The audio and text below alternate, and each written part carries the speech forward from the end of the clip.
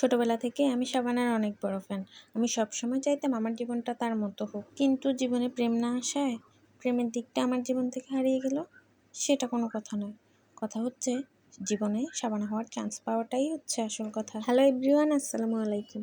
সবাইকে স্বাগতম জানিয়ে শুরু করছি আমি আমার আরও একটি ভিডিও।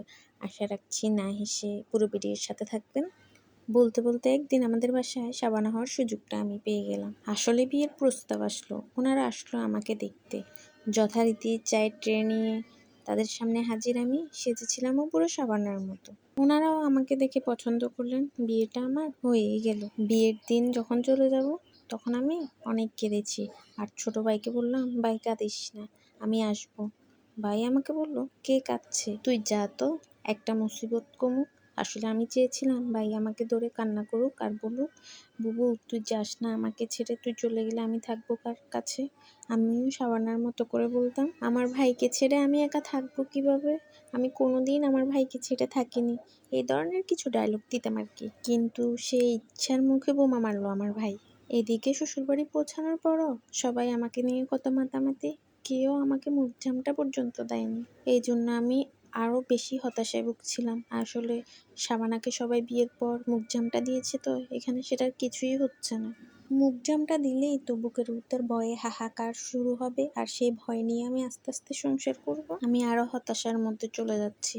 এদিকে আমার শাশুড়ি এখনো আসলো না আমার কাছ থেকে সব গয়না গাটি খুলে নেওয়ার জন্য। তাই আমি সব কিছু গুছিয়ে শাশুড়ির রুমে চলে গেলাম। আম্মা আসবো?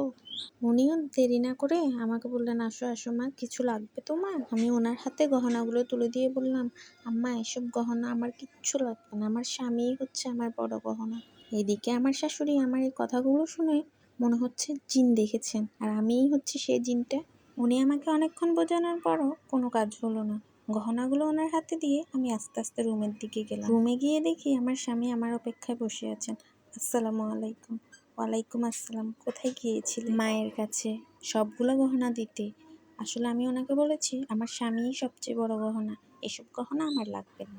আমার কথা শুনে উনি কাঁদো কাঁদো চোখে আমার দিকে তাকালেন। আমি বললাম, কাঁদবেন না, আপনি আমার স্বামী, আপনার পায়ের নিচে আমার বেহেস্ত। উনি বললেন, এসব উল্টা পাল্টা কথা মাথা থেকে ঝেড়ে ফেলো, এসব হচ্ছে ভুল কথা, ফালতু কথা। আমি বললাম, ছি এসব বলবেন না, ছোটবেলা থেকে দেখে এসেছি শাবানাই সেম কথাগুলো তার স্বামীকে বলে। অবশ্যই ব্যস্ত আছে, আপনি আমাকে ভালোবাসেন না তাই না? উনি বলল, না না তা না, আমিও তোমাকে ভালোবাসি। আসলে বিয়েটা খুব তাড়াতাড়ি হয়েছে তো, তাই তোমাকে বলতে পারিনি। আমি বললাম, সত্যি? উনিও সত্যি বলে যেই আমাকে কাছে টেনে নেবে তখনই আমি তাকে ধাক্কা দিয়ে দূরে সরিয়ে দিলাম, আর ফোনে শাবানার একটা গান চালিয়ে নাচা শুরু করলাম। আসলে আমি সিনেমায় দেখেছি শাবানার স্বামী যখন তাকে ভালোবাসি বলে তখন তারা দুজন নাচা শুরু করে। আমার স্বামী মনে হয় আমাকে ভালোবাসে না, তা না হলে না নেচে আমার দিকে এভাবে বেকুবের মতো তাকিয়ে থাকবে কেন? এদিকে বাইরে থেকে শাশুড়ি আম্মা দরজা ধাক্কাচ্ছে আর বলছে, খোকা আয়াতুল কুরসি পড়, বৌমাকে জিনে ধরেছে। এতক্ষণ সাথে থাকার জন্য সবাইকে ধন্যবাদ। আমার ভিডিওটি কেমন লেগেছে অবশ্যই কমেন্ট করে জানাবেন। আজকের মতো এখানেই বিদায় নিচ্ছি, দেখা হবে অন্য কোনো ভিডিওতে। সে পর্যন্ত সবাই ভালো থাকুন, সুস্থ থাকুন। আল্লাহ হাফেজ।